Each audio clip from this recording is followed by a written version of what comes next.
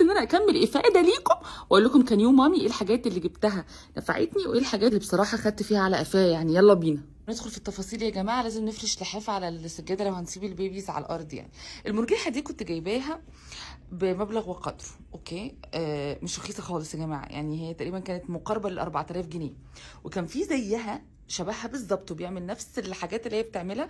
هي سوينج اهي كده، تمام، بس هي اوتوماتيك مع نفسها يعني، وفي فايبريشن هنا وهنا تبع السوينج، وفيها اغاني في زيها بالظبط، وتبقى عامله 1000 1300 1500 ماكسيمم. الجحه دي المفروض ان هي بتكفي لحد 25 كيلو، بس البيبي اول ما هيتم يعني 6 شهور 7 شهور ماكسيمم، مش هيبقى عايز يقعد فيها، لان هي واخده وضعيه النوم مش القعاد، مش ساندة الظهر.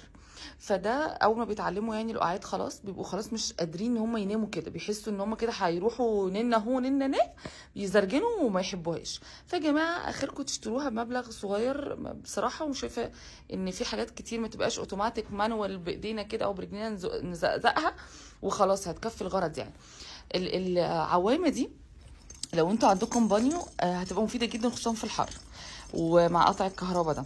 احنا دخلنا في الشتاء خلاص، فاستخدامها طبعا مش زي الاول، بس هي اللي هيبتملوا البانيو وتحطوها على الرقبه والبيبي بلبط. يعني بصوا طول ما الكهرباء قطعه البيبي بيبلبط. ودي الورده اللي بنحطها في الحوض عشان نحمي عليها البيبي. دول كنت جايباهم من جروب اونلاين، دي اللي كنت جايباها من امازون. وعايزه اقول لكم اقسم بالله بنفس السعر ويمكن اغلى كمان، بس الجروب ده انا لقيته بالصدفه. الورده دي لازم علشان البيبي ما يتزفلطش مننا في البانيو، تمام. حلوه الفكره دي. بقى دي بتاعت الكرسي لذيذه جدا. اولا هو 3 مستويات وبعجل من تحت، وفي هنا زي بتاع كده ستورج نحط فيها الالعاب. الكرسي ده مفيد لدرجه انتم مش متخيلينها.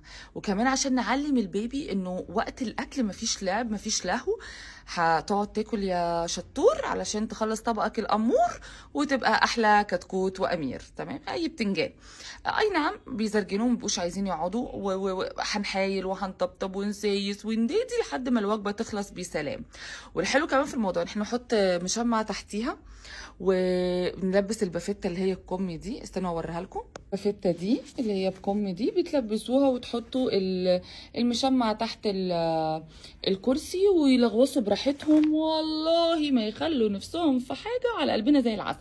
ده بيبقى اول مستوى، العجل تبقى هنا، تاني مستوى العجل هنا، تالت مستوى اللي هو ده الطول ده بقى، تمام. الايزي تيبل مش قادره اقول لكم يعني مميزاتها، خلاص انتوا حفظتوا. ومخده الرضاعه انتوا شايفين قاعده عليها منسجمه جدا وعلى قلبها زي العسل. البتاعه دي اختراع يا كوتش، بتتلبس على الظهر علشان الدماغ ما تتخبطش في الارض. معرفش ايه حبها في ان هي برضو تخبط راسها في الارض، واول ما لبسها دي تفضل تزرجن تزرجن تزرجن. مش عايزه اقول لكم يعني انها يعني ممكن تقع بالجنب علشان ما تستخدمهاش. ضاعت فلوسك. طبعا حاولوا على قد ما تقدروا ان اي العاب تبقى زي ما انتم شايفينها كده، بلاستيك، سيليكون، الحاجات اللي هي يعني لو حطيتها في البق تبقى امان. الدباديب انا بدات اطلعها من بعد ال4 شهور ونص، قبل كده كنت بخاف يكتموا نفسها وانا ما احسش. اللي بقى اللي بتتسالي اللي انا شخصيا ما عنديش عليها اي اجابات، ناكل امتى نشرب امتى. جماعه انا مش دكتوره، فانا بنقل لكم خبرتي كنيو مامي، مش كدكتوره ولا اخصائيه ولا اي حاجه من دي.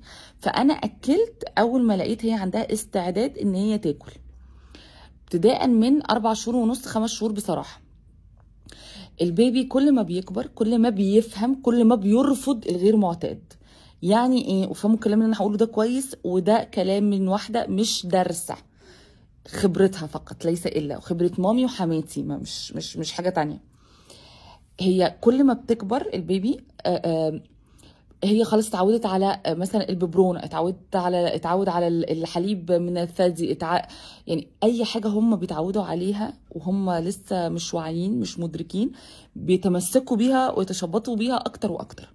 فانا بحاول اخلي الوعي يشتغل في حتت تبقى مفيده، ان احنا ناكل بطبق ومعلقه، ان هي تاكل بايديها، ان هي مثلا يعني انا عايزه اقول لكم تتفاعل مع الحاجه اكتر. عايزه نكسر الروتين واعملها شويه صغنطتين على ان هي حد عاقل. يعني انا عارفه انه ده ممكن ما يكونش اصح حاجه، ولكن من تجربتي انا الشخصيه هي نفعت معايا ولذيذه جدا ومش بفكر اغيرها بصراحه. ولو جالي مليون بيبي بعد كده هعمل نفس الاستراتيجي مش هغيره. اول ما تبقى عندها استعداد تاكل تاكل، وتاكل بايديها وتلغوص، وتاكل بالمعلقه وتاكل بالطبق، وانا اكلها ونلغوص الدنيا عادي جدا، وانضف ويتهد حيلي في التنظيف. المهم انها تتعلم تمسك المعلقه، المهم انها تتعلم ان في وقت للاكل، في كرسي للاكل هنقعد عليه، في استخدام لايدينا عشان نحس بصوابعنا، نحس بايدينا، نعرف ملمس الحاجات، نشم الحاجات، مهمه جدا. فجماعه كل واحد يمشي على دماغه على هواه، ولو في حاجه خطيره قوي هتلاقي في ناس عندهم خبره يقول لك لا اوعي تعملي كده، فساعتها تعملي ستيب باك وترجعي بقى للدكتور او ترجعي لحد فهمان، مامتك، حماتك، اي حد براحتك. انا مش بدور ان انا ابقى بيرفكت ماذر بصراحه، انا بدور ان انا ابقى هابي ماذر. انا بوفر طاقه شويه وفي نفس الوقت ببذل طاقه حبتين في حاجات تستاهل. يا جماعه بجد لا انتقدكم ولا تنتقدوني، كل واحد ليه مدرسته وهو حر فيها. السلام عليكم.